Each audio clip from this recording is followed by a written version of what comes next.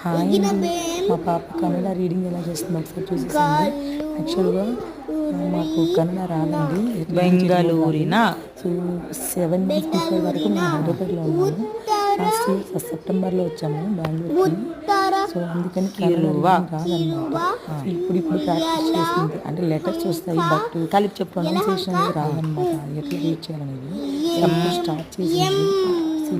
Ignore చేయండి. So నా video నచ్చినట్లయితే నా ఛానల్ సబ్స్క్రైబ్ చేసుకోండి.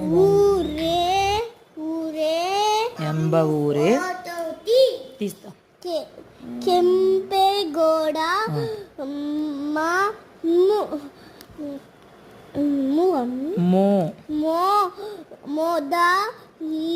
ಮೊದಲಿನ ರಾಜಧಾನಿಯಾಗಿತ್ತು.